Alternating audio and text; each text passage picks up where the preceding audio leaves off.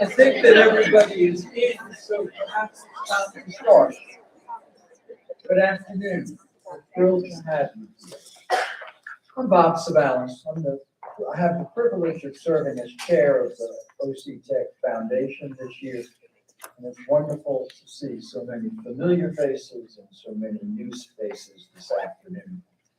On behalf of the OCtech Foundation Board, I'm pleased to welcome you to the campus for the first time in a couple of years, several years, and to the 2023 Home and Garden Symposium. The 24 men and women who serve on the Foundation Board are committed to ensuring that the college has sufficient resources in place to serve the students, the faculty, the college, and its programs. Thank you for helping to support the foundation and thus to secure funding for the college to do all the extra things that the college needs to do. Before we start, I'd like to thank Deborah Finkelstein, also known as Ms. Liberace, for her music before. Thank you very much, Deborah. I'd also like to recognize two of our major sponsors. The first, our presenting sponsor, South Carolina Lawn and Garden.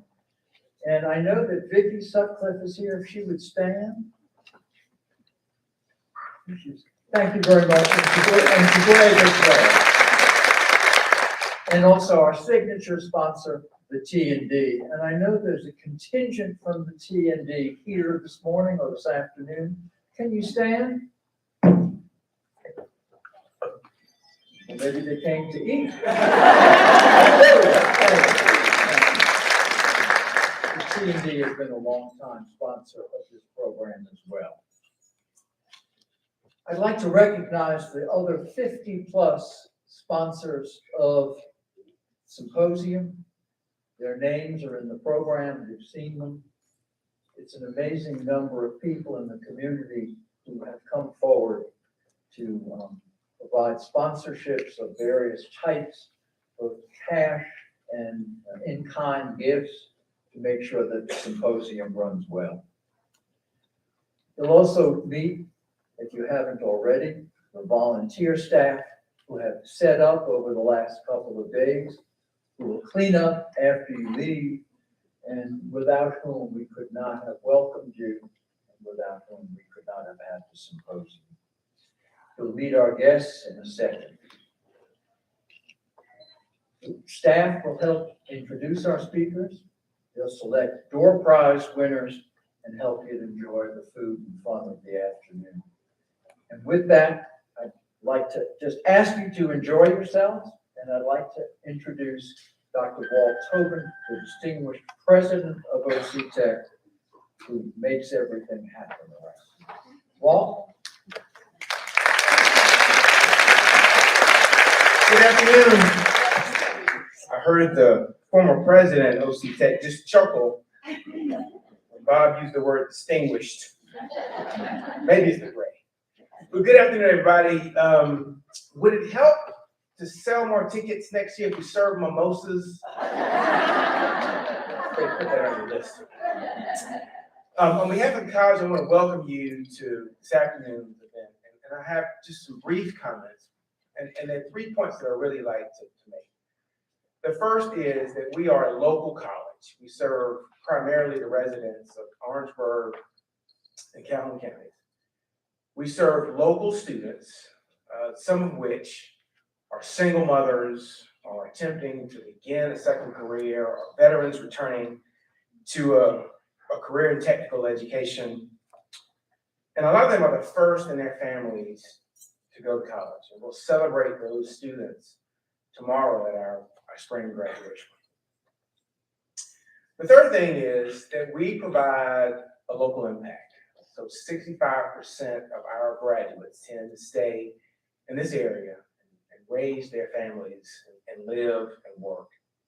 And so maybe you've seen a nurse at NUSC, or maybe you need an early child care worker to take care of your child or your grandchild. Maybe you've been to Marlene's like me to get physical therapy, or you've had a phlebotomist to draw blood, or an electrician to come wire your house. For the most part, those folks that you see are graduates of Orangeburg and Calhoun Technical College. So not only are you here for the benefit of this event, you play a significant role, I think, in the impact of a local college, impacting local students, providing local support to this community. I thank you for being here, and I think you're in for a real treat today. I'm thankful that you all are joining us this afternoon. Thanks so much. Good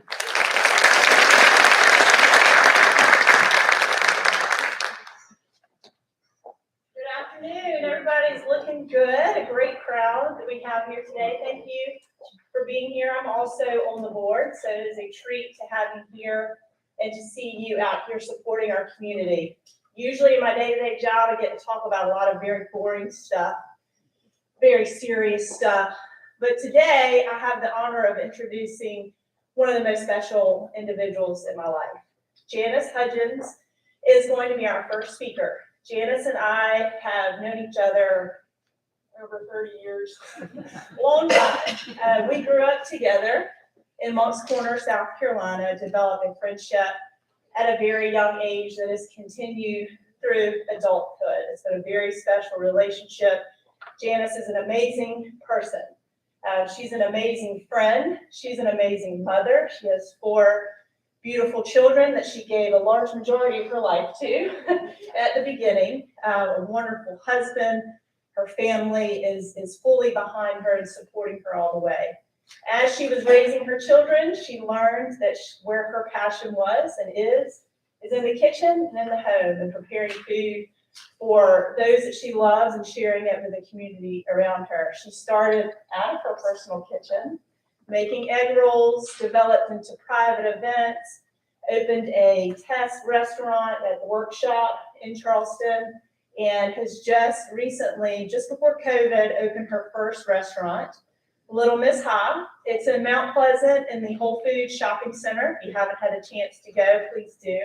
It's amazing. It's different, unique, and delicious. She just told me a little bit ago that they're going to open another restaurant in St. Augustine to be open in spring 2024. She continues to do private cooking classes, private events. There's one other thing I was going to think about, but I forgot. Anyways, she's one of my most dear friends. And when I think about, this is one of my funnest events, one I enjoy the most in Orangeburg. We like to create homes and environments that are full of beauty, goodness, and grace. And that is Janice. So without further ado, Janice Hudgins.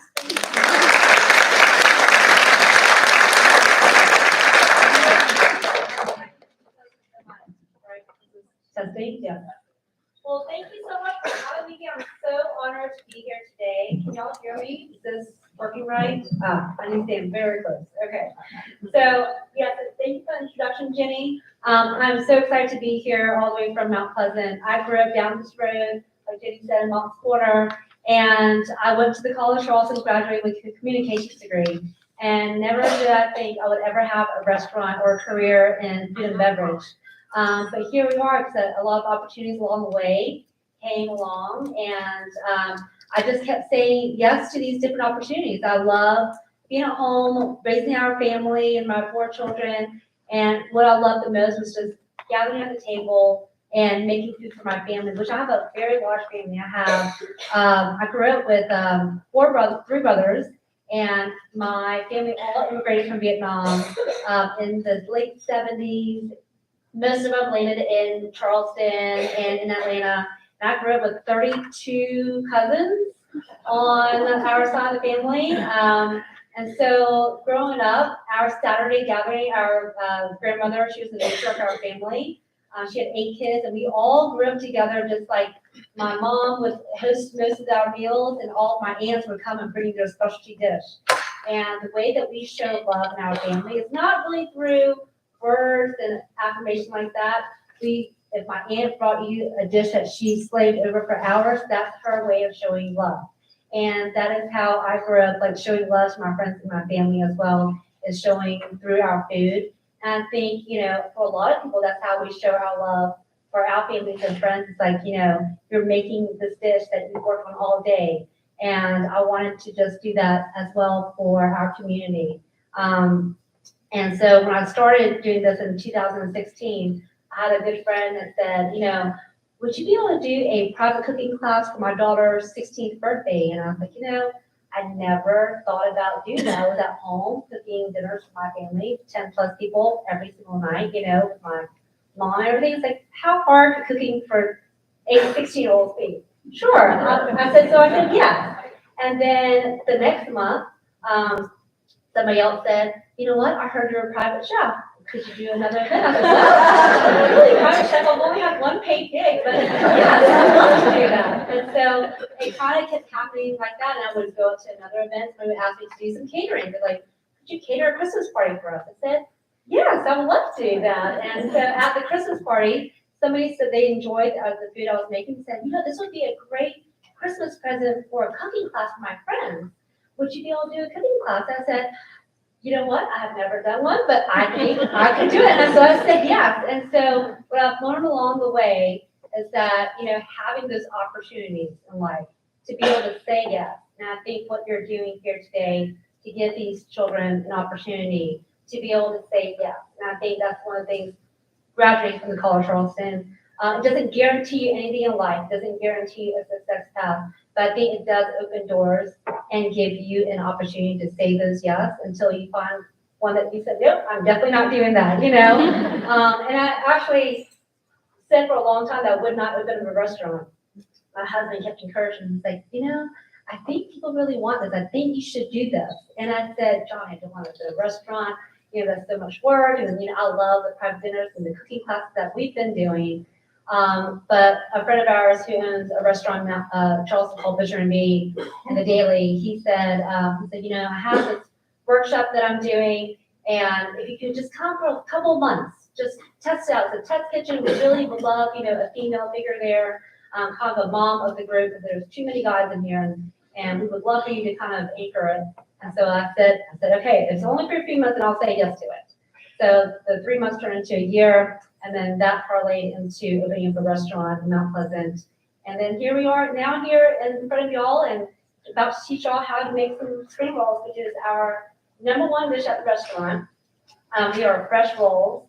And we sold, I looked up yesterday, Johnny told me that we sold 14,000 spring rolls last year, not including catering involved as well. So we have a couple of different components to our business. We have the restaurant, Little Miss Ha, named after my mom, who I learned all of our Vietnamese food from, that inspired me to open up this business. I still do a little bit of private chefing, and we do catering and cooking classes as well. So what I'm going to show y'all today, I thought would be great for the spring, the summer. All these things that y'all can do here, it doesn't require a lot of cooking, a lot of fresh ingredients. Things that you can grow in your garden. So we have lettuce. I like to use green leaf lettuce, but you can use field lettuce, any like soft leafy green lettuce. We have stuff that you can grow in your garden. We have cucumber, we have cilantro, mint. We do have shrimp. I use local shrimp. My mom has known Captain Chang for 40 years. He's a boat captain off of Shrimp Creek in Mount Pleasant. And he's provided us local shrimp since we opened the restaurant. And so we're about to gear up for shrimp season, I believe. I didn't want to go through the motion, of showing y'all how to cook shrimp because honestly, we're from Orangeburg, I'm from Mont's Corner. Most of y'all probably know how to boil shrimp. I don't think I need to show y'all how to boil shrimp.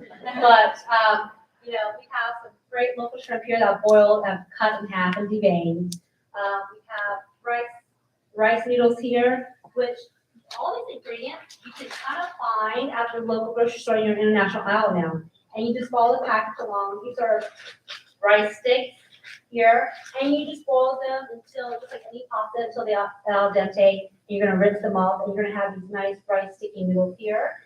And then this is a rice paper here. And you can also find that at, I found this at, you can find it at Publix, you can find it at Harris Teeter, in the international aisle. So a lot of these ingredients, I think, will be easy for y'all to be able to go to, to your local grocery store and find these things. You don't have to go to the Asian market to get these ingredients. And a lot of these you probably have, grown in your garden too, or can grow in your garden. So I'm going to get started and show you how to make this delicious, our most popular dish here. But I would love to see if anybody from the audience wanted to join me to roll some spring rolls. So if I have any volunteers, I would love for y'all to come up and roll some spring rolls with me. Anybody? Yeah? Okay, come on down. That's great. It's really easy to. It's not hard once you learn a couple of techniques. I have some stuff already displayed here. This is how they end up looking when we're done.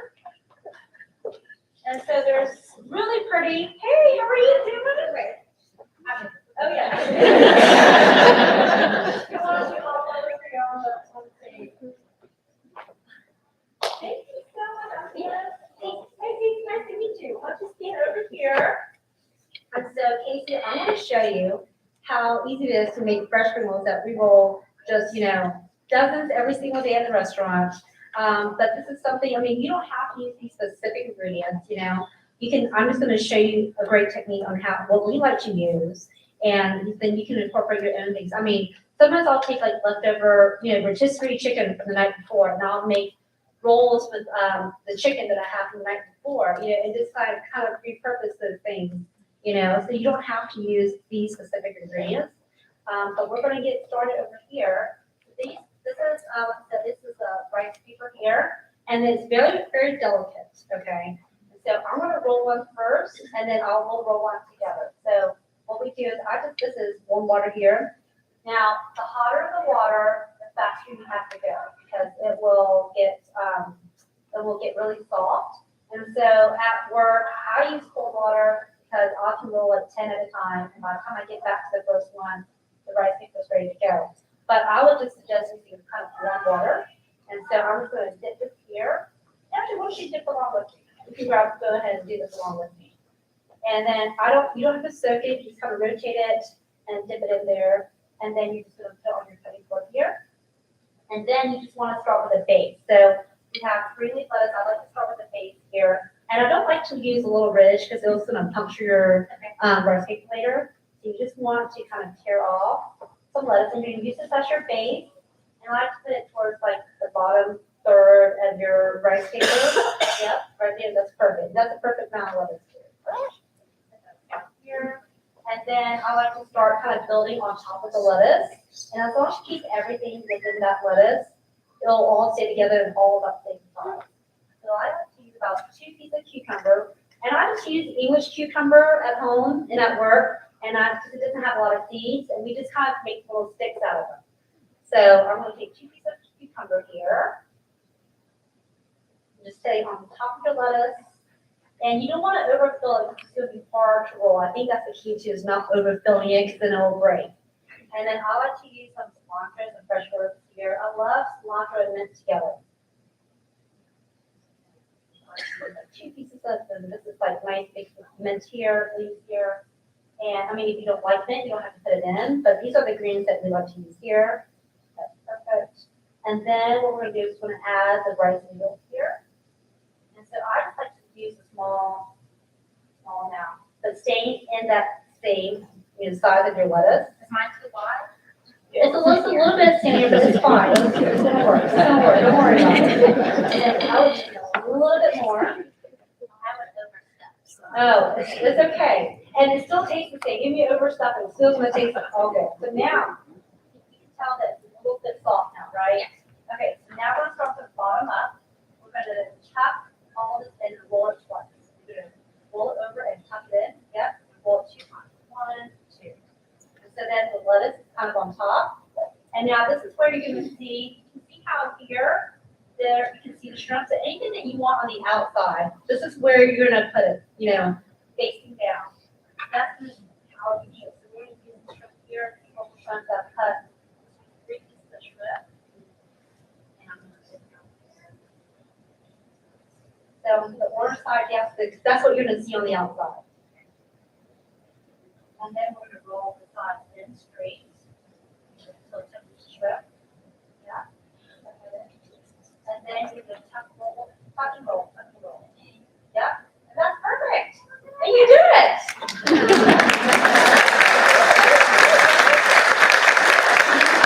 You did a great job. You do this at home. But I'm gonna show you other different ways too. But this is, that's exactly how it's supposed to be done. You really did a great job. I have employees that, hey. Right?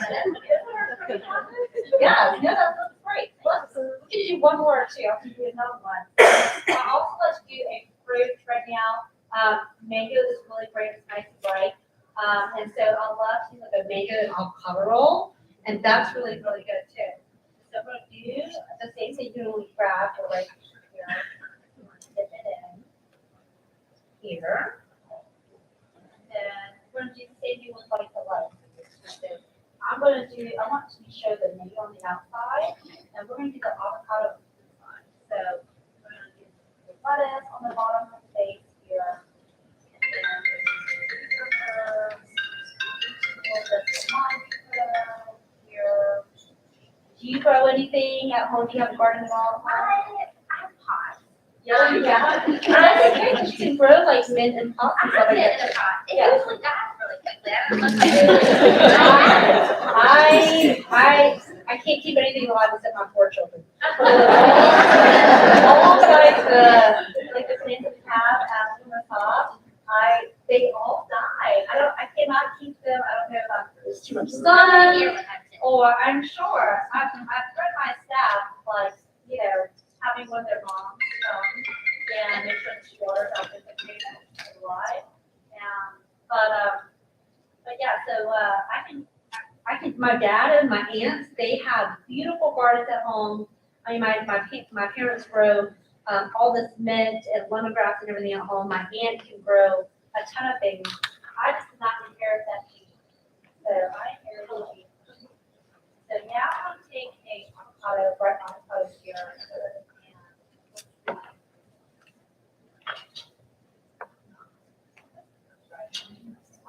I love to use avocado and mango together. That's as a vegetarian option here. Okay.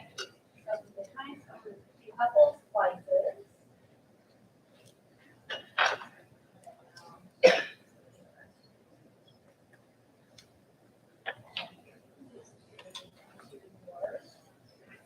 This will separate separately.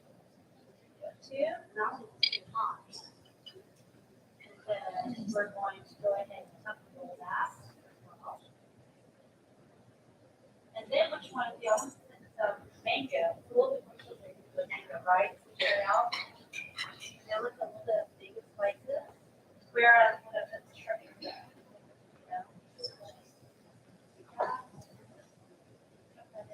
And make a mango roll, which is so great. So let's bring in some of too. It's really refreshing. Oh, it's okay. Well, I probably roll it in. That's great. There you're perfect.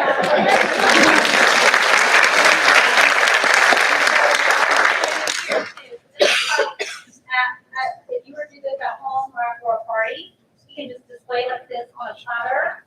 make a housekeeping sauce here. This has 3 ingredients. I can't tell you all the secret ingredients. My mom gets really upset me sharing some of the ingredients. It does have, I'll tell you too, it has poison and peanut butter in it. And then it has 3rd ingredient here. We do a little housekeeping sauce here. You can spread it here on a platter. Or when we do catering, I usually just cut it in half. And what I do is I just kind of wet my knife and I just cut it in half. And that way you have more bite-sized pieces. It's a clean cut. And then you can put it on, cute little displays like this and have it out for guests, so they can walk around with bite-sized pieces. But this is a great thing that a lot of people like to take to the beach or they can take it to parties. If you want to keep it for a long period of time, I've got some saran wrap too. And so that will keep it from drying out. Yeah, so you can keep it in saran wrap, wrap it in a cool, cool dry area.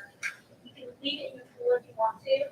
Up to like 4 or 5 hours. I went to an event in Kiowa, I was doing a dinner in Kiowa, and we wrapped some, before the event, I think around 4 o'clock, we wrapped some stimulus and wrapped it in the saran wrap. And then by the time I got home to Kiowa at 11, it was still fresh and not hard. So I know sometimes you go to the grocery store, they have it kind of pre-packaged at the grocery store, and they're all rubbery, it's because they don't have it wrapped up in some stuff. They're not good the next day. They're not as good the next day. You can't really do it ahead of time, except for that day of. Could you do other fillings, like you fit, like another country, even chicken? Chicken, I've done, we do a lot of pork, and then you can pork. You really could do anything. I mean, you could have a whole buffet of different bell peppers. You could do so many different things. It's really what you want, but the key is like knowing how to use the right paper right, not soaking it too much, not filling too much, and then over stuffing it, and then just knowing that the last 2 steps, the last step is just do what you want to on the outside. And that's it. It's really not a difficult tip. So thank you so much. Thank you.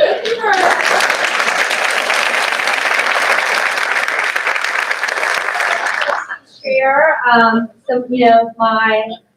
grew up doing this with my family, and so I'm so happy to be able to share this with y'all. And I hope you learned something new, and I hope you enjoy doing this with me. So thank you so much for having me, y'all.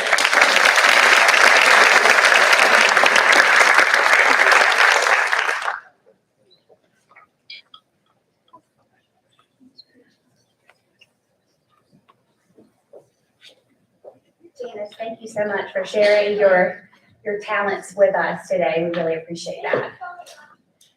Okay, well, I think Janice is gonna take a few things down on the stage. So that means we're gonna go some door prizes. So everybody get out their little ticket. Y'all got a little piece. Everybody get a ticket. Did anybody miss getting a ticket? Let's see. Is Wendy around, or I think they're right there. Matt, will you bring down that roll of tickets? Okay. Get up to a thing.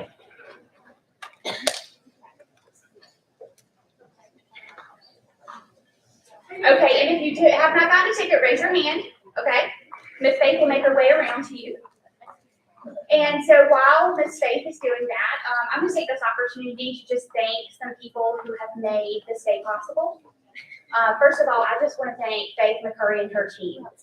Faith McCurry, her new assistant, Anna Pageant, Wendy Clatter, Rachel Feisick. Without these people, this would not be possible. But we also had some really strong hands that helped us as well. And Lainey, Cornelius, Michael, Greg, they do amazing things for everybody. And let me just say, it's not easy being the only guy working with a community of women who are constantly marching orders. So we really appreciate everything they did for us and for the speakers. So we really do appreciate them. We also want to thank all of you for coming. It is because of your support of the college that we're able to have this event on an annual basis. I think years ago when they first started this event, I think they hoped that it would become an annual event. And because of the support of our community, people who donate, auction items, y'all have made this a reality. So really thank you for coming, and we really appreciate that. Has everybody gotten a ticket at this point, Faye? Anybody else get a ticket? Okay, it looks like everybody has gotten a ticket. And so we had two very special event co-chairs this year, Blanche Weathers and Reagan Blanchard. Reagan, Miss Blanchard, I don't see y'all, but I know you're here. Oh, here's Reagan. It's hard to find you all the time. And then Miss Blanche is here as well. So if y'all would come up to the stage, I'm gonna let y'all draw the names or draw the numbers, okay? And so one of the really kind and generous donors was the Plant Depot, and they donated these gorgeous ferns. So if y'all don't know, the Plant Depot is under new ownership, and they have very generous owners who have donated these items. So we really appreciate it of them. Okay? Yeah. Faye, Yes. there's a bowl of tickets up. Oh. Okay, one of these. Wait. We will, you know what? We're going to draw one ticket out of this bowl, and we'll draw the other ticket out of the other bowl. How about that? Okay? So it will be very equal. Okay. So look at your tickets. And I'm just gonna read the last four. 8740. Oh, right here in the front row. You don't have to walk very far to get your gift. And we'll just leave them maybe over here so they're, I'm sure it's not very convenient to have your chair done. Okay? And this is the other bowl. Okay. You draw.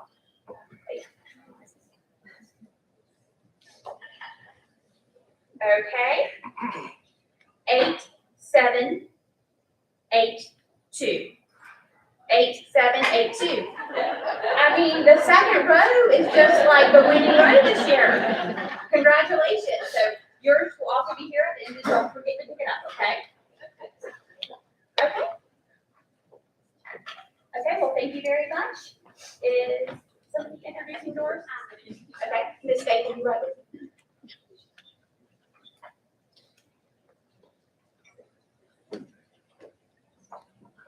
I'd like to see everybody here today. Looks like a sea of spring out there, so thank you for coming. I think it's kind of ironic today because as Jenny got to introduce a lifelong friend, I have the same privilege today. Doris Hutto King and I have known each other for many years, and I dare say, Doris, we can probably go back more than 30 years. And my best recollection of Doris is when she was the head cheerleader of our cheerleader squad, and that tells you how long ago. It's like another lifetime. But it's just such a privilege to have her here today and be able to introduce my friend to you. Doris and I, like I said, have known each other for many years. She moved to Charleston in 1975, where she attended the College of Charleston, graduated from there, and really has enjoyed a very successful career in hospitality ever since then. Really more than 40 years she's been involved in this industry.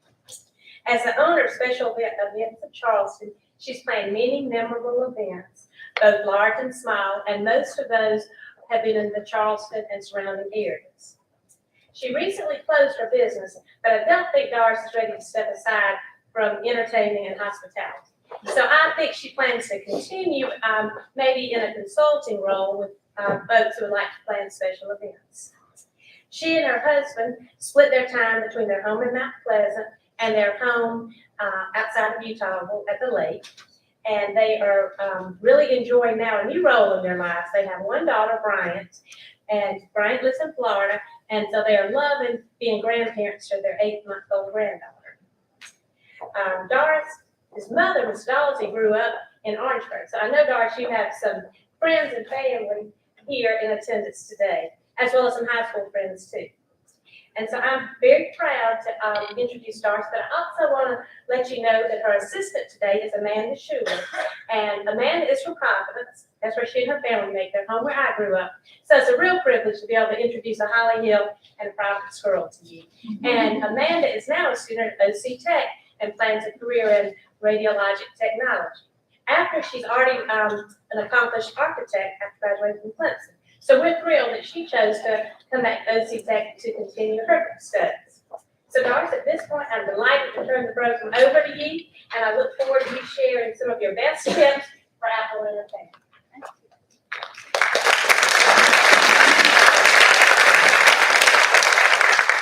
Thank you so much. This is so much fun. This is a lovely event. And I'm excited that it continues every year because all of us love to entertain and to garden and to have parties, large and small. And it's just a wonderful part of my life. This has been the joy of my life, next to my family, of course. But to be able to be in such a beautiful city like Charleston and to be able to do so many events in every historic building, every plantations, private homes, all of that. And every party is different. Every client is different. Every location is different. So that means, Lord knows I've learned a lot of things the hard way and in every way. And it's just been really, really a joy. It's very rewarding, whatever you choose to do in your life, to feel like you really are helping people. And when somebody gets to do, gets ready to do either it doesn't matter if it's the graduation of your nephew eating barbecue in the backyard, or if you have to go to Charleston and have something for 500 or whatever. It's just a big job, and it's a pleasure. So that's what I've been doing. Everything from 10 people to 2,000 people. And stories of, I'm taking notes at a meeting one time, and I said, now how many people do you think you've had? This is like 35 years ago. Well, there'll be 2,000.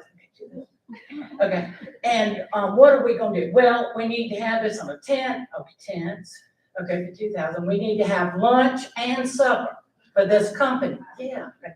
Lunch and supper, and I'm writing this down. And we walked out of the meeting with this European guy that was just a great friend that was major force in Charleston. He said, Doris, how are we going to do this? I said, I don't know. We're going to figure it out. We're just going to figure it out.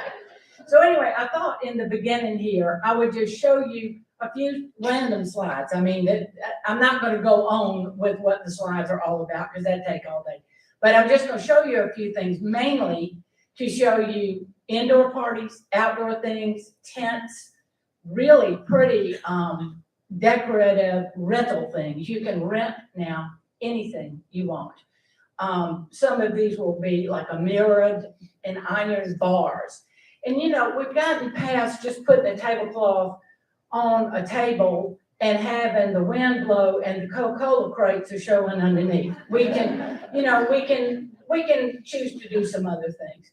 So anyway, I'm going to show you right now a few slides, and then I'll talk some about what. Okay. All right. Okay. This is a party. Let me get that. This is a party in Orangeburg. Can you hear me? Yeah. This is a party in Orangeburg, actually. And I'm going to show a little more about this, but you can see that's a ceramic urn over there. That's kind of how you get started on something like this. You put your greenery, get your set, then you add your flowers and whatever. And you can see back there in the background a really pretty bar.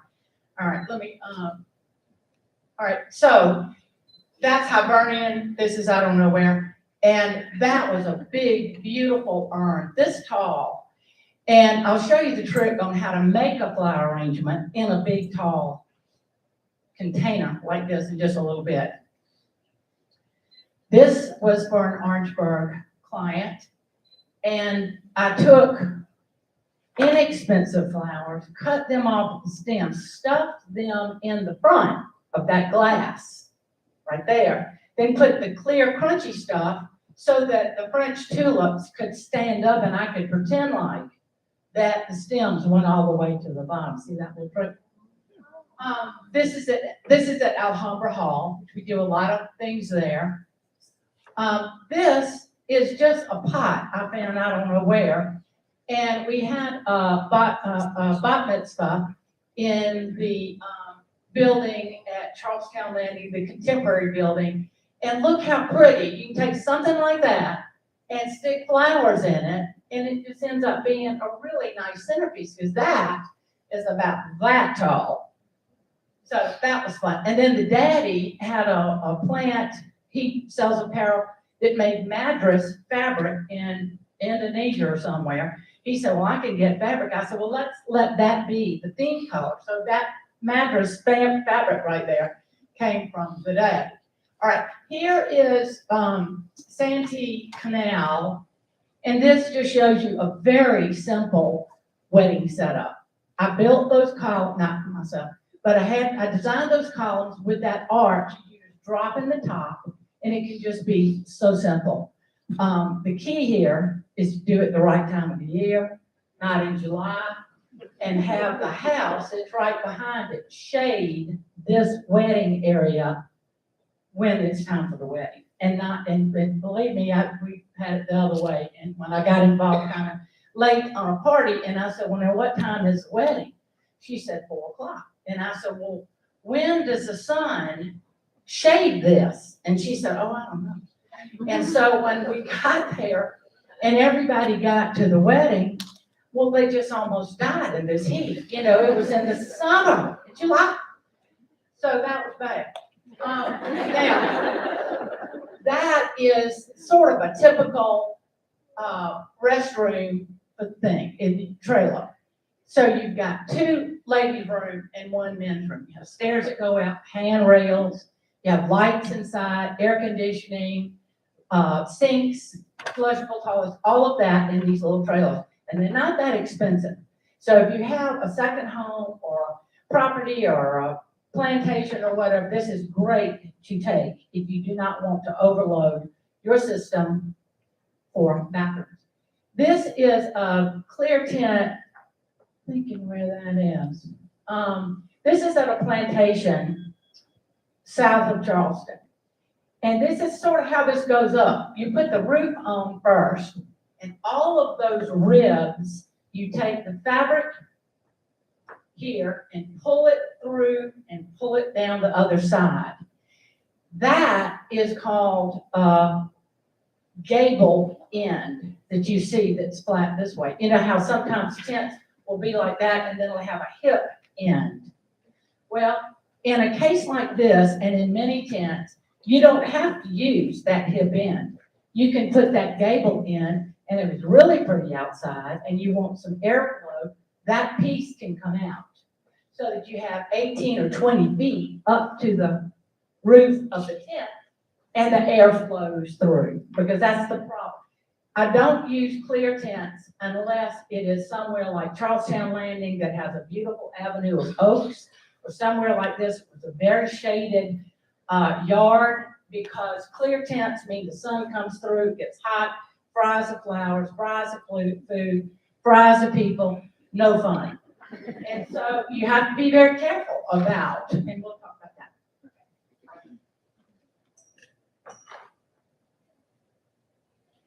Oh Lord, did I turn it on? There you go. Okay, this is a very small house party, just in the backyard. We measured it out, 60 by 40, fit there fine. Put these chandeliers in, black and white dance floor. You can get anything you want as far as floors, walls, all that. I don't know. All right, up on this one over here was a party in Pinopolis. And what I did was there's a bracket that goes all the way through. We pull the power from the top. You don't want orange extension cords going from the side across the grass, going up the pole to the thing. So when the roof is on the ground, I have my power people put the line up at the tip top and pull it down to where I'm gonna put the bracket, which is where I hang chandeliers and where I climb up there like an idiot and do a flower arrangement or something to hide the mechanics. And see, that's how it looks right here. And you can add flowers to that, just whatever you want. This is a neighbor's wedding at Christmas. Now, these are different kinds. Let's see, who's in here from? St. George. This was a Christmas wedding in a big tent. And that again, remember that, these columns right here, that arch, this was for a DJ, but I didn't want this massive tent to just have a little dimple over here with the DJ in it. So we kind of built a little stage and made a nicer set. All right, this is a story that's important. My people, I won't say who they are, wanted to have a big wedding, not so far from here. We knew it was all or nothing. It was either gonna be 10 people or 800. And so we had to think about that. And that's what you have to do when you have to think about a wedding or a party outdoors or whatever. In this case, they had a beautiful home, beautiful yard and garden, plenty big enough for a tent that was big enough to hold 800 people. So we started thinking about it. I developed the whole thing, priced it, listed everything, you know, rentals, things, food, whatever, everything they needed. We thought about that. And you have to be very careful when you decide to do an outdoor party. If you are a relaxed person that goes, yeah, Doris, go ahead and do it. I'll see you that afternoon. Or if you start looking at the Farmer's Almanac a year in advance every day, and you are calling the weather people and all that, and you go drive yourself and everybody goes crazy about the weather, then outdoor parties are not for you. And furthermore, if you even decide to do it and you're somewhere in between, you need me or somebody like me to represent you to do this. This is, so my people said, no, we're not gonna have it in the yard, that's too much trouble, we'll go crazy. So they decided to have it at the Santee Convention Center.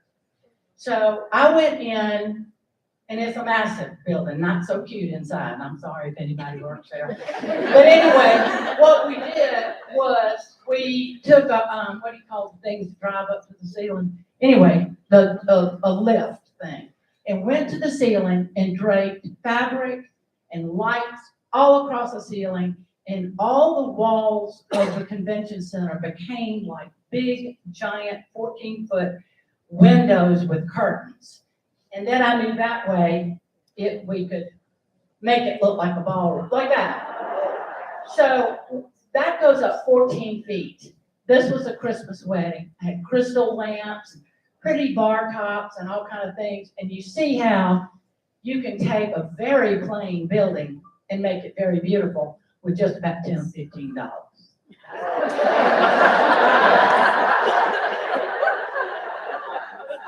All right. This is just to show you that the rental companies, can y'all hear me? Yeah. Okay. The rental companies have fancy bars, they have wooden bars like this, you can put mirrors in them. Again, when you have a party, whether it's outdoors or in a big building, and it needs to look like the bar belongs there, you can rent all of this, okay? So those are 3 pieces right there, and then again, I put like crystal lamps. I think lamps are beautiful in these buildings. They make them feel a little homelier. That is Carolina Yacht Club, and this is just to show you when they had a ballroom, and they renovated that now. But the ceiling, not cute. So I would have to go in there and completely cover the ceiling with fabric. And again, it's expensive. And all the times I did that, they could have built on another building. And I don't know why they didn't. But anyway, you can get people, you can rent anything, and you can get people to do anything now. All right, there's another pretty bar that we used outside of the rice mill. Am I falling off the stage? Off the, at the rice mill on the Ashley River. And so we covered the porch with fabric. We brought this bar in. Again, those same, used those chandeliers hanging there. We had all kind of stuff in them. Okay, here, this is something I'm going to demonstrate a little later. See, the one on the left is a part of a bat mitzvah that we were doing, that the theme was pink. And then this is too. This is a giant thing, bigger than that has a flower arrangement, bigger than that. And then we took these little umbrellas and stuck in it just to follow the theme of whatever we were doing.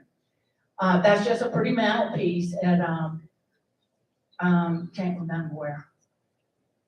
that is another umbrella that comes in, and I'll show you how to do that. Because some of these buildings, this is a cute couple here. Some of these buildings, you don't want to take a building or a tent, it's 26, 30, 40 feet high, and come all the way down from there and have an arrangement this big sitting on the table. You've got to work it to scale. You know, if you have these barn kind of places and all that they rent now, buildings that are everywhere, you want to have trees maybe in the corners and everywhere that have like maybe 10 or 12 foot trees that are either uplit or they have little white lights. You want to go from the trees to something else at this level like that, and then come on down so that the room feels like it's filled in. Lamps and things, that sort of thing. And it's worth it to do that because it looks so much better to go from the ceiling and on down. And if they'll let you and they don't have it, you can hang chandeliers from these people's things. And one time they said, well, you have 2 hours to put it up, 2 hours taken out. I said, well, who do I have to pay what to get in early and get out late? And they said, okay, we'll figure it out. So this was a fun thing. This was a Christmas wedding that we did in pink. And this was a rehearsal dinner. And the bride and groom loved to hunt and do. So I said, well, let me get a wall. Do y'all have some deer heads? And they, yeah. I said, well, bring them and we'll put a veil on one and get the other one ready. That was kind of fun. And it was a very formal wedding in the Motley Rice building on the Cooper River. Really nice. So we took, you know, Christmas things, deer horns, everything they love, and mixed, I made a chandelier out of deer horns. There's a chandelier I had to take in a building. I took several, and every one of those crystals was put on by hand, and so that takes a long time. And we can't be running out of there. And you can, like I said, you can rent anything or you can make anything. This was a place setting for that particular rehearsal dinner with the deer horns and so it was the natural and the crystal and the gold and all that. It was really fun. Here is somewhere that has that same bar that you saw that was black. I asked them to do it in gold and put the fabric in the back in white. And you can request that sort of thing. Pretty great. Was that it? Oh, this is a Christmas pink wedding at Carolina Yacht Club. We just took very simple saddles, loaded them with oasis, and just stuffed them full of flowers, right? You can see that. This is the rice mill again, where we had a blue themed party, and that's a rental bar, which makes that porch. You know, that's so much better than just a table and whatever. I even went to Kirkland and bought that giant painting back there with the big old wave on it. So I thought I'll put some blue behind the bartender. Now, this is a wedding, and I'll click on from here. This was a wedding for about 200 people at the Cedar Room in Charleston. That's part of the old cigar factory. The room holds 500, 600 people. This was only 200 people. They wanted to get married in the back garden and then come in for the reception. Well, I decided it would look like 5 people were there if we had 200 people in a room that held 500 or 600. So what we did was we let the guests enter around the building, go to the back garden, have drinks and hors d'oeuvres, and I cut the room in half with this beautiful wall of fabric. All the way, it must have been 60 or 70 feet. And that was costly too. But we cut it in half so they went around the building to the courtyard. It was too hot anyway for anything. And then we invited them to come up the back stairs into the church. So I made this part of the room the church. And when they finished, there was a doorway there and a doorway there made out of fabric. And they went in. And the other half of the room was a reception, which all of that was the appropriate size for the number of people. Worked great. And rain or shine, that was going to work great. Everybody was cool. This was like October the 1st, and it was just hot as the devil. I knew everybody would die if they tried to have the wedding out of the back facing the west. This is old Alhambra Hall. that we use a lot. There are those same bars. I know y'all think Doris doesn't have anything else, but I rented these. What I did differently here, this room has very bad acoustics. So I put a 14-foot velvet wall all the way across that. That's a stage. That's a freestanding arrangement, boxwood and a planter box in front. But that velvet made on both ends of the room, made the room feel very different than it normally does. Helped with the acoustics, added a lot of character and all that. That's that kind of size arrangement. This is that same clear tint. You see the big pot, and when I showed it to you when it was on the ground, and it goes all the way back. You can see the gable end of this is clear. Those have zippers, and if we had wanted to, we could have zipped those out. And not 30 minutes before the party, but the day of or the day before. It was a very big thing then. And I'll tell you a little thing that happened here is I went to, this was a plantation that had a very shady front yard and big oak trees, a lot of spindly big limbs. Well, I drove up and the limbs that had the resurrection fern that had been raining, and a giant limb had just kaplopped right where I was planning to put this. So we had to haul that off and all that. So you run into another reason why you need an event plan. I guess that's all. So that's one of the points here. And I was talking to a relative yesterday, and she was telling me, oh, God, I have been, because my friend wanted us to help her to do the flowers and this and that. And we tried to do all of that. And she said, every company, like the caterer and the bar, all those companies were hired. But she said there was nobody in charge. There was nobody that could tell us what all was supposed to happen there. So mistakes were made and things happened and it was difficult. And, you know, I'm in the bed. And I said, I'm so sorry. So this is the part. So many people say, well, I can't afford to have a coordinator, and I wouldn't know how to get one if I had one. I was talking to a little parent, and she said, people might just want to know what you do to find a coordinator. Well, the main thing is it needs to be somebody that is experienced. Can't be somebody that's 18 or 22 that just helped their sister's graduation and now has a shingle that says she's an event planner. It's got to have somebody that has some real experience. You need to interview these people. They need to, an event planner helps you do everything.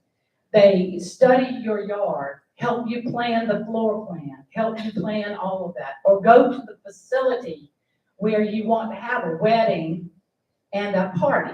And in this case, the girl didn't know that you could divide that room in half and have half of the, whatever. So that's what I was for.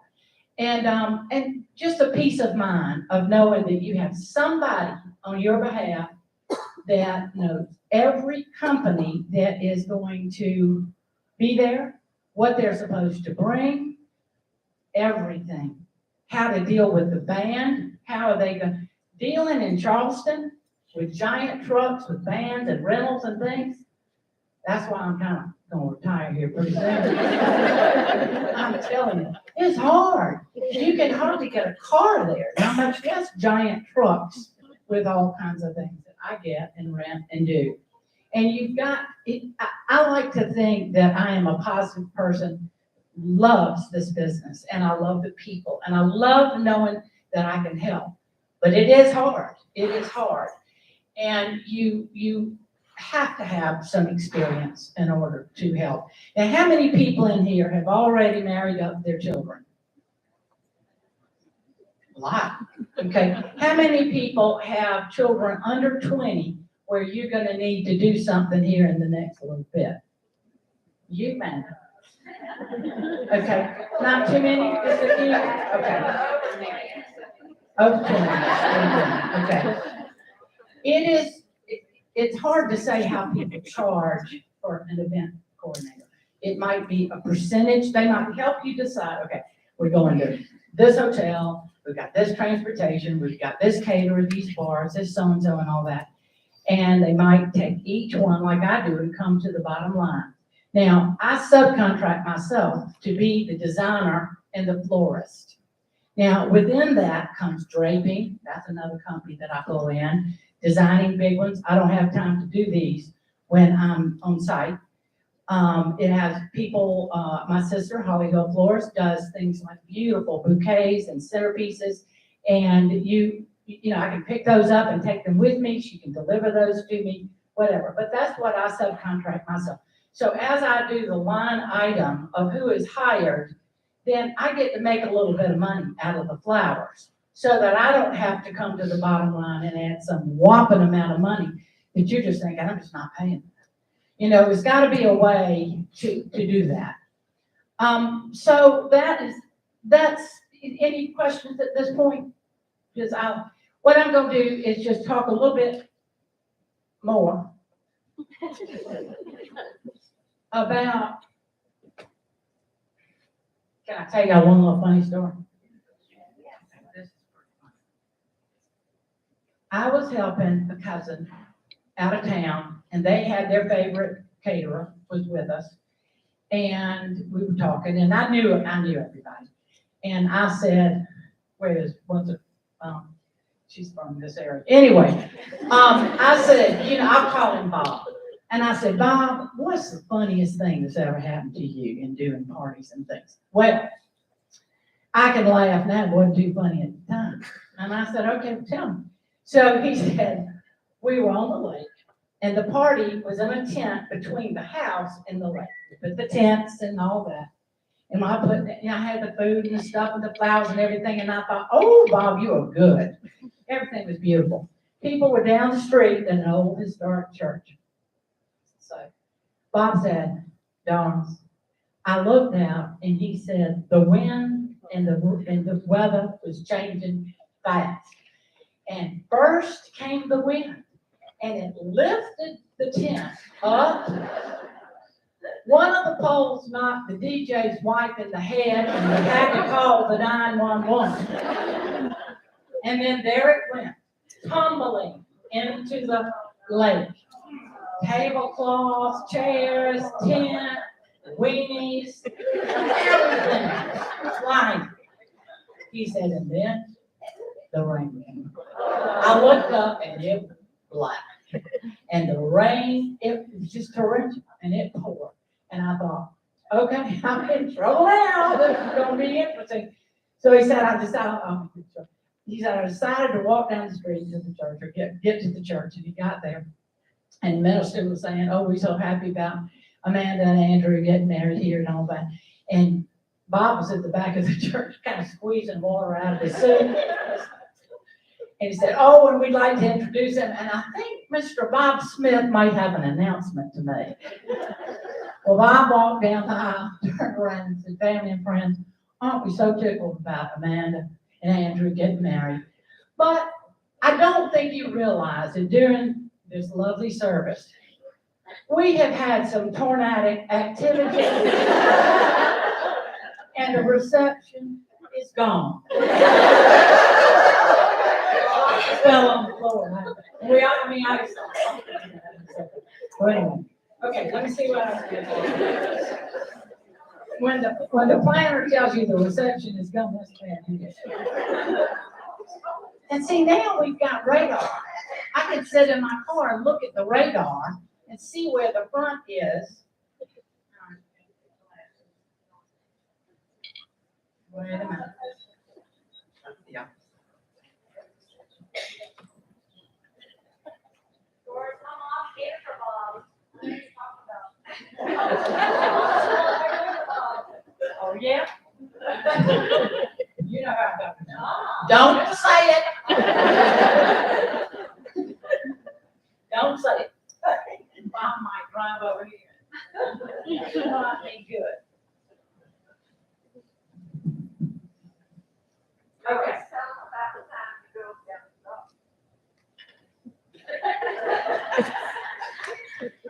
I tell my people some of these stories. There was this wonderful older man that had grown up on one of the islands and was just this gullah, just a great gullah character. And I did a long time ago, and I said, Vincent, yes, ma'am. I said, you know what we have to do? No, ma'am. I said, we have to get liquor and food and go to the sea marina and do a party on a yacht. He said, we do? I said, yeah. I said, so load all this in the truck, got in the truck, got to the marina. And I said, Vincent, yes, ma'am. I said, you see that really big, pretty yacht way down there on the corner? Yes, ma'am. I said, well, that's where we gotta go. And he said, okay, how much? I said, you know what? I don't feel like hauling all this stuff from there all the way over there to you. He said, how much you? So I said, you know what I'm thinking about doing? No, ma'am. I said, I'm thinking about driving the truck up onto the dock. It's a big sturdy dock. I know it'll be okay. And going out a little way so we don't have so far. And he said, well, how much you, Mr. And he said, Mr. Hutch? I said, yeah. He said, you mind if I get out?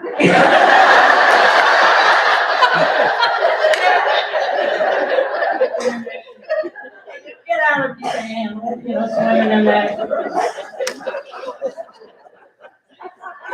Now, a lot of people, how long have I gone? What time is it? Am I good on, am I okay on time? Okay, let's go into what you would do or what you want to do. How many people entertain in their backyards or put tents or want to?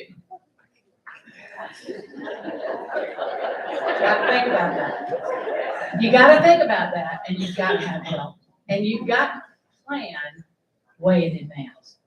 Because you're making a list of the things you want to do to your house and yard. Okay, I want to paint the garage door, I want to put the floodlights up, and I want to put this in this bed, and all that. And y'all know that pine straw is our friend.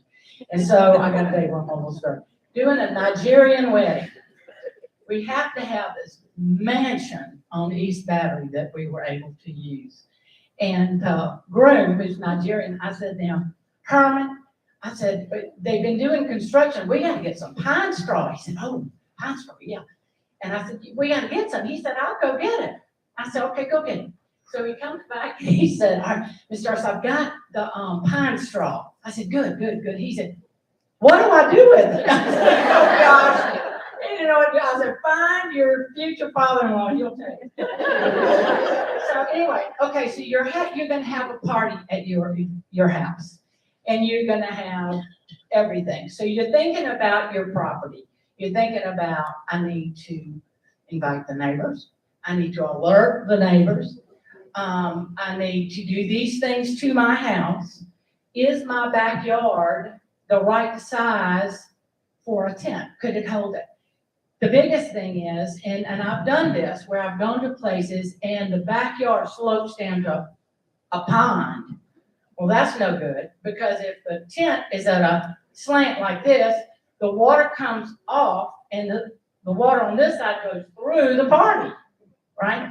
So you need to be on flat surface as much as you possibly can. You need to worry about ants and bugs. You need to have your tree man come and see if you need to limb up some of your trees just to be safe and to look better. You need to see how many people have permanent lighting to uplight your trees in your yard. You do? Okay, a few people. For some reason, when people build houses now, they are not running that power and providing you light to come up your trees. Well, you can imagine if we're on a river or wherever, and we put a big tent and there are beautiful oak trees everywhere. If we don't have those oak trees lit, once it's dark, it's black. So I have to walk around the property and decide each one of the trees that have to be lit and all that. And it makes all the difference in the world. You invite people in the daytime so they can know and all about your property. Then when it goes dark, all of your gorgeous trees are lit, whether you're in a solid tent or a clear tent. All right, so you're trying to figure out what else you need to do to work on your property. First thing you need to do is hire an event coordinator and let them help you figure it out. Okay, food, beverage, stuff, rentals, tent, whatever, band, whatever it is that you need. that person can help you pick the right subcontractor for your event, whether it's the right food purveyor or the right bar or whatever. These people need to have insurance. They all need to have insurance, because if they're climbing a tent, or they fall off of a ladder, or whatever, or they're a part of the bar and they serve somebody too much, you need to start off by having a rider on your own home insurance that covers you. If any, God forbid, something should happen, you might as well have liquor, wine, and beer, because everybody loves all these fancy beers, and by the time you pay for fancy beer and fancy wine, you could have liquor, wine, and beer and pleased everybody, right? Those are the kind of things that your event person will tell you. All right, so you've got your property. Your event planner will be there when that tent person comes to inspect and decide where you can put it, how high it's gonna go, if you need to cut any limbs, whatever it is, needs to happen. Then I would go to the site, meet the rental truck, walk the tent people there, make sure the tent is not only up, but parallel with the house, not cockeyed or whatever. And that we get the roof and all that we get the power to those tents. Sometimes what we do is when the roof is on the ground, it's up about 10 feet. We can run those power cables up there then, come down the right places, the ribs, and make the hooks and the power and hang the chandeliers from there. Again, so you don't have orange and green extension cords everywhere. So there are things that have to be done like that. I would talk to the rental company and say, let me know, I'll meet you in the road, I'll get you into the place, I'll tell you where to park, where we're gonna put it and everything. Now, today, and this is really important, and I'm really just getting tuned back into how important. I always knew that if we were doing something at somebody's house, you got sprinkling systems, maybe your lights go out there, you got some power that's going. But I was talking to one of the administrators at Snyder Reynolds the other day, and he said, we are so busy that if you haven't started your rental order at least 6 months in advance, then we can't help you, because we've got every book, every person, everything booked. You can't wait and go, oh, we're gonna have a party in a month. We've got to order a tent in case it rains. Nothing happens like that. You have to have an event person. You have to start, even if you just say, I know I'm going to have a party on this date. I know I need a tent about 60 by 40. I know I'm going to need a stage and a dance floor and some tables, chairs, and a shine glass silver. Put me on the books, and I'll give you the details later. You've got to do that way in advance. Now, you can order a tent way in advance and put a deposit down on that. And if you cancel it before 90 days prior to your event, you can get your money back. If you wait longer than that, you cannot. And you can get part of it. Then when you get to the day or the week of, there's no refund at that point. They have held that tent for you, and you're paying for it. And that's why this kind of planning, whether it's at a venue or at your home, has to be done so far in advance. This is not an easy thing. It's not even easy for me, and I've done it for over 40 years.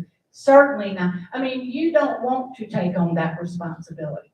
And if it's really a special time with your family or a wedding or something, you want to be with your friends and your family and your children.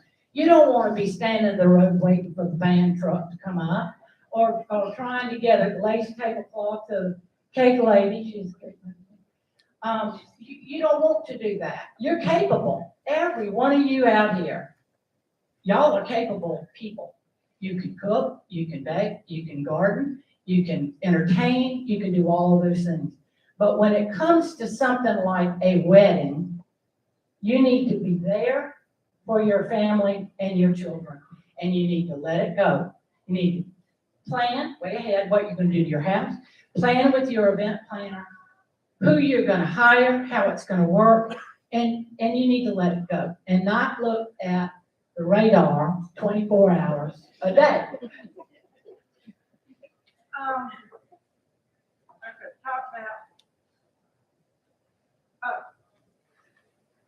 there are several different kinds of tents, just so you know.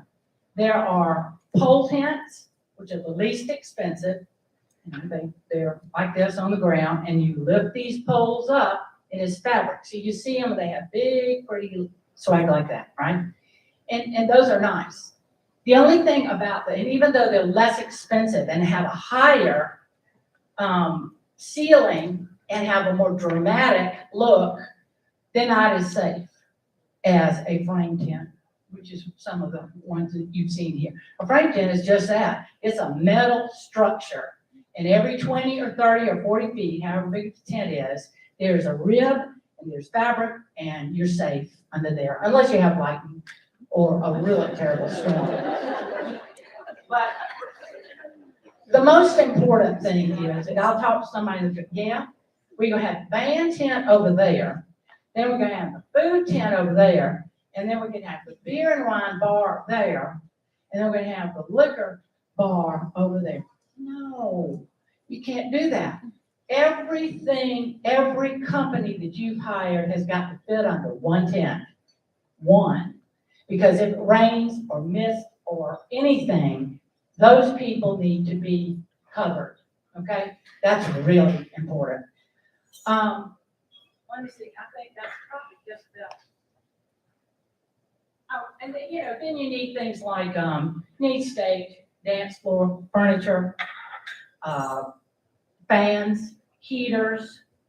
You're gonna do valet parking, whatever you're gonna do. There's just a lot to consider. And that's why you hire somebody to help you. Okay. Some of these venues, like I showed you, the Cedar Room and all those places, the Gibbs Museum of Art, all those places have courtyards and all where you can put a tent. And I've had people before spend, I don't know, $15,000 to rent the Gibbs and say, but I don't really like the Gibbs inside so much. I just want to use the courtyard in the back. Really? Because I'm going to have to build and design and charge you for building a ballroom on those grounds after you just paid $15,000 for the building. So you got to think about, where do you want to spend your money? I'm going to do a couple little demonstrations. Okay, tell you about that, tell you about that. Okay, I was talking about tent. So you have a pole tent, you have frame tents.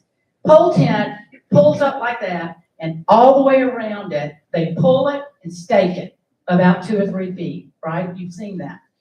The frame tents you have to jackhammer the stake straight down in the ground. If you have a tent that's bigger than 30 by 30, you have to get a permit to do that. And if you decide, the Junior League is going to have a sale out the parking lot next to Ollie's, you really have to not only get a permit, but have people investigate what's underground.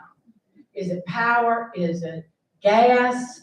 You hate to have a real cute Junior League thing, have that part of the Orangeburg blow up, right? And you're trying to have something cute to raise money.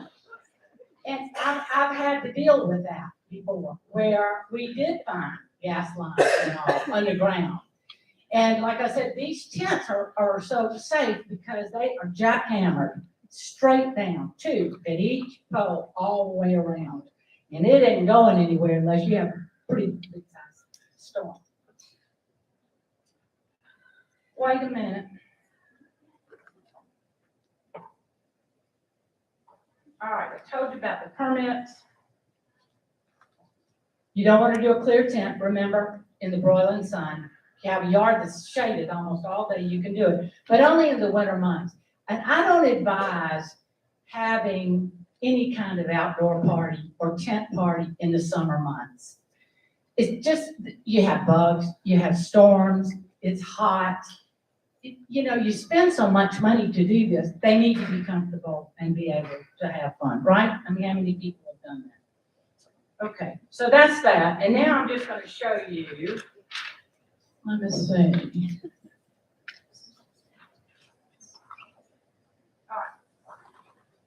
So I have a few friends and people in my Holly Hill Garden Club, the Potpourri Garden Club. And they just said, we want to know how you get to this. How can you make this? And you know, it doesn't, you don't have to be a florist to do this, and I'll show you.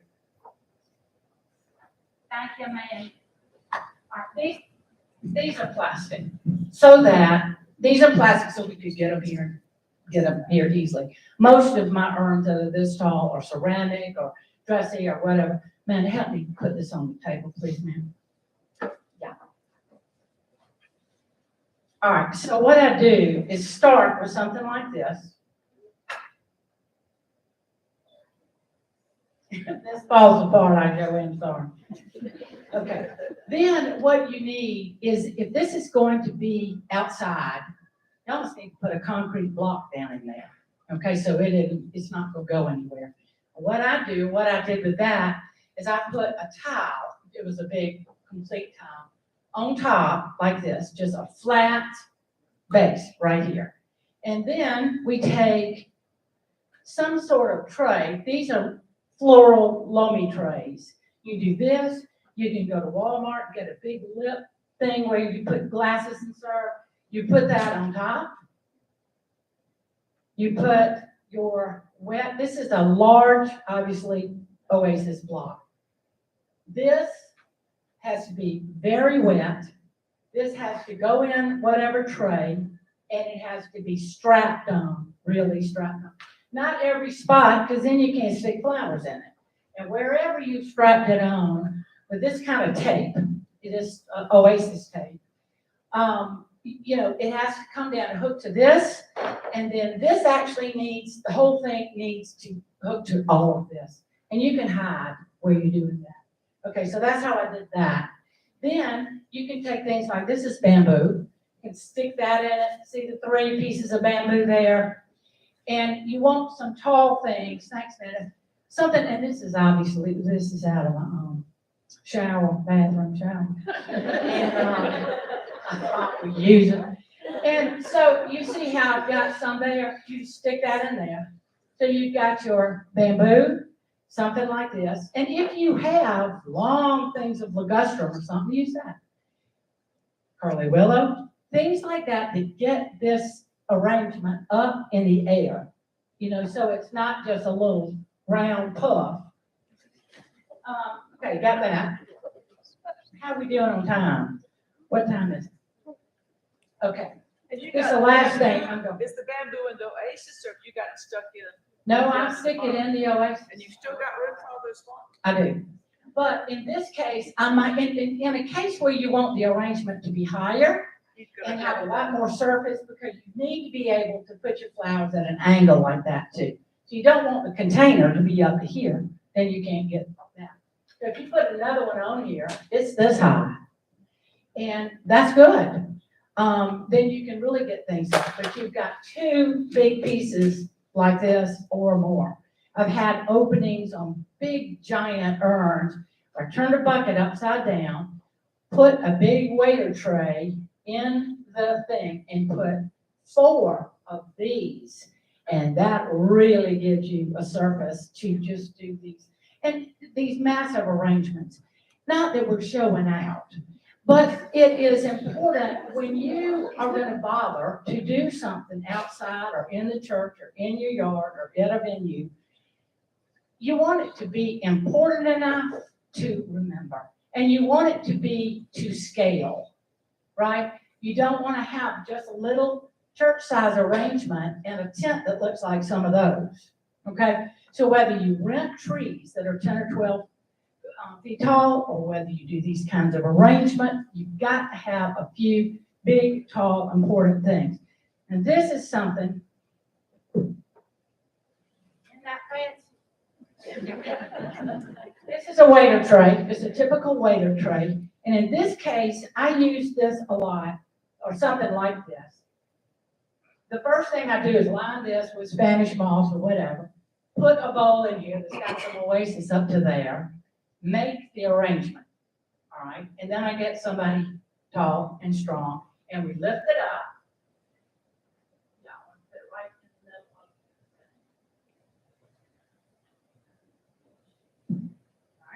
And we lift it up in the middle. Let's say this is the middle of South Carolina Society Hall. And you don't have a big stage and all there. Well, when you're standing here, you can see through. this arrangement. If it was that tall, then the people in the back of this relatively small room cannot see the band or anything. So this is a good one. All right, so you've got the arrangement going on up there. Down here, you have this kind of oasis. So this is good and wet. Not now, but you get it good and wet. And you put the oasis in here, out here, around here, up to about there, and you strap it on all the way under the tray. You strap it on the whole thing. So this isn't going anywhere. You don't want people eating and picking up hors d'oeuvres to bump this and have it fall over. If that happens, then I just get in the car and go home. Oh, all right, so you've got all of this in here, and it's wet, it's strapped on, it's not going anywhere, and you fill it full of flowers. And that's your centerpiece for that one big ballroom like at South Carolina Society. Give you something big and grand that's up tall and beautiful there. You can see through it, and then you have something really pretty down here with food display and all this. So that's one thing you can do with this kind of tray. In the meantime, when she's getting this other one, you know how we all have these cubes that we get things in. See, you can get them in colors now. Then you don't have to put a leaf inside to hide oasis. So you can take that, put a piece of oasis in it, and do your flower arrangement. Because when you do cubes or any kind of vase where they're not anchored in a frog or oasis, you have to move it, you're gonna kind of mess that up. Okay, this is another way. Now I'm gonna wrap this up. Okay, this is so pretty too, isn't it? Okay. An umbrella stand on a way to tray. So again, you put your oasis, whatever size it is you decided that you need, all around this thing and strap it on. It can come all the way up to here or whatever. And so, hold on, this takes two people. Okay.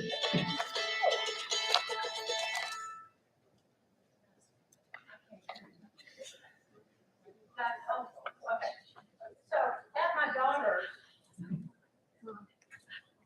rehearsal, the room was not particularly beautiful. So again, you saw where I had this umbrella and flowers. You put this in here.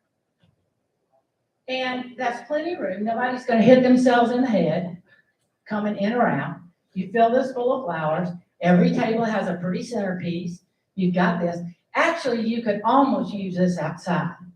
If you've got everything strapped on here. That's a trick, is rigging things right, taping it, wiring it, whatever. You don't have to cover this with chicken wire. That's what we used to do years ago. But you don't have to do that. You can tape and do, then you've got this surface to build your flower. And so on something like this, you just take your this form and sort of decide how, this is going to be a seated thing where people are looking across at each other, then you would need this to be shorter. If this is just going to be on the buffet table or something, then you can make it as high as you want to. Okay, so here is just use all this stuff. It's right out of my yard. Y'all have all this. It's wonderful. So this is strapped on, and you just go on with all of this oasis and cover that. You can cover this with pretty flat leaves like split leaf, philodendron, Batzia. Any of the flat leaves are perfect just to come out here. A little bit of moss, whatever you want to do. But you see how easy this is. And you go to, where's that little pink one? All right, I'm gonna hand you this. So you saw at the Bar Mitzvah, we used the pink, and we did this at different things. And it was so cute. You can do this at a granddaughter's birthday party, a christening, or whatever. It just adds something special to have the little umbrellas and the flowers and all that stuff. And in the case of that one party, I extended this pole, I strapped it to something, and then stuck in there, so you had a dramatic piece. So really, all I want to do now is if any of you have any questions I'm glad to answer questions. And after that, please, you're welcome to go. If you want to come down here and you have something coming up that you just want a couple of questions, answers to some questions, I'm glad to do that. And also, after it's over, if anybody wants to get my phone number, I am officially retired from taking on these massive projects. Because you know what, I'm moved out. And that's the way it is, and I can't help it. I'm 66, working these 24-hour things, running these things. It's complicated. And it's complicated for me. It's certainly going to be complicated for you, unless you're a professional meeting planner or you're a professional event person. You need somebody to do this for you, believe me. And so I am going to be available in the future for consulting. Let's decide. Amanda's got 3 girls. She said one day she's going to have her weddings on their farm. She'd call me. I would go out there and say, this is where I put the tent. This is where I put this. This is where I put the bathrooms. This is where I let the band pull up. This is where the bar people would park. This is how I would do this. And these are the companies that I know I could trust to help you. And so that's what I'm available to do, is to come with you. If you want me to go with you to a location, we study it and decide what to do, or, you want me to come to your home or whatever. I'm always going to be available to do that. But taking on the whole thing, you still need to have somebody else to be right with us that will be there and be in charge of everything and know what every single solitary person is supposed to do and provide their goods and services. Okay, I think that's about all of I was talking to my daughter. She said, Mama, that's going to take you 3 weeks to tell those people all this. I said, I'm just going to try. So do any of you have any questions about hospitality? Or? You got one in back in the middle there. I had just a Yeah. comment. Would you please talk about the fact that even though the backyard looks flat, it's not, you have to shim the tables? Yeah. Would you tell them You about do. that, please? And where you feel it the most is if you have to put down a dance floor. Because you think, oh, this is flat, this is good for a dance floor. Next thing you know, it's a foot, it's going flat like this, and then it drops this much. And you can buy a package of shims, have it with you. And otherwise, you have to dig little holes. Right, to get the right. tables level. But that's, you need a level, and even though it looks flat, when you put the table down. Yes, you do need to shim the tables, because tables just have a little leg like that. Same, you don't want to rent Chivari ballroom chairs for outside because the leg is that big and it's going down in the grass and your guest is going down with it. And so you want to make sure that you have chairs like this that have a wide foot. And those are the kind, and I have people say, well, I want the bottom to be white and the topper to be yellow. Okay, well, why don't you just get a yellow cloth, and that's one cloth instead of 2. And once you pull the chairs up to it, nobody sees that white cloth down there anyway. So that's what the coordinator helps you do, is to come up with your budget.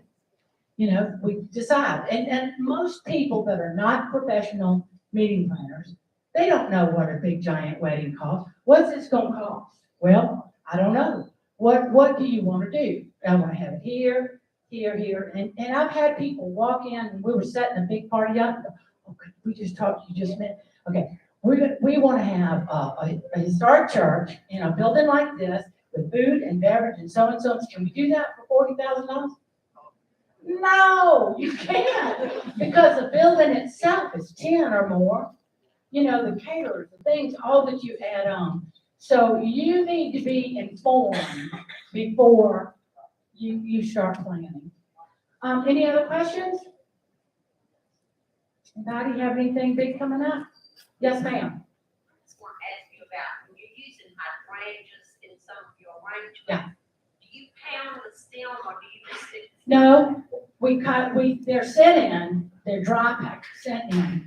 We get them out of the cellophane, we take the little water thing off the bottom, we cut the stems at an angle, put them in a bucket of fresh water and put them in a cooler. And see, I can put a lot of that in my sister's big floral cooler. If they spend the night, a night or two, then they're gonna act right. If you cut them out of your yard and stick them in a flower arrangement, 4 hours later, they're gone. Because they don't like this. They want fresh water, right? I've heard of pounding this young, I might have done that, I don't know. Yeah, So you're saying like if I did cut them out of my yard, to put them in the bucket of water and put them in my refrigerator for a couple of days? yeah, or in your cool house, you know? For a couple And, of days? yeah, in the house where it's cool, or if you have somebody, or you've got a garage refrigerator, you can take the things out, the shelves out, and put the buckets in there with your hydrangeas, it'll definitely stay longer. The white ones are the flimsiest, right? The blue ones are pretty strong. The, antique hydrangeas, which are sort of greenish and pinkish, a little brownish sometimes, not only do they hang on, you can dry them and they're beautiful. So you might want to avoid sometimes the white hydrangeas. Anybody else? You have a question? Okay, well, listen, this has been so nice. The lunch, this is such a lovely group. I know, and I'm related to most of you. You know, my mama was from here and her family, so many people that I know and love, people that I've done weddings for from here. And it really, I want you to know, it's been the joy of my life. It truly has. And if I can help anybody just think through whatever in the future, I'm glad and happy to do that. So I thank you very much for a lovely day. Thank you.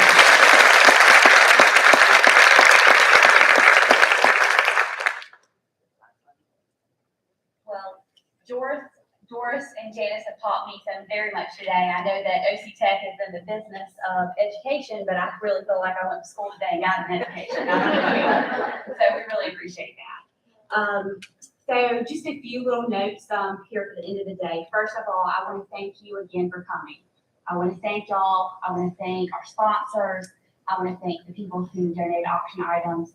You guys make this event what it is, and we really, really do appreciate you. Thank you for all that you do for the students at OCtech, for scholarships, for programs.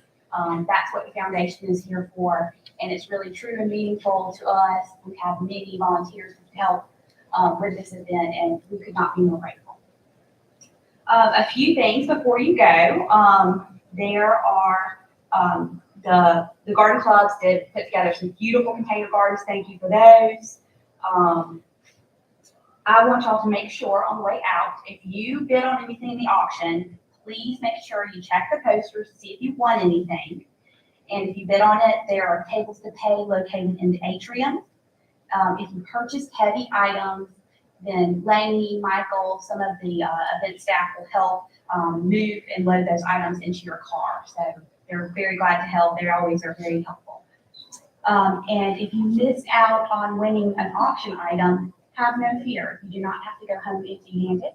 There are begonias for sale, and they are $4 each, or $5 or $15. Thank you, High Cotton, for growing those gorgeous begonias for us. They're always a treat to have. OCtech Ag students are also selling plants outside. So if you came in the front doors, you may not have seen it, but they're out the back doors, and there's a plant sale. There's some beautiful ferns and some succulents. I always kill them. Maybe Amanda McNulty, you could tell me what I'm doing wrong. So also, Chick-fil-A has graciously and kindly donated refreshments again this year. Please don't miss those on the way out. And please put OCtech, the Evening of Fine Wines and Foods on your calendar this fall. We don't have the details on that yet, but when it does come about, we would love to have you all to attend that event as well. Thank you. And I think that ends everything. Thank you for coming. Have a good day.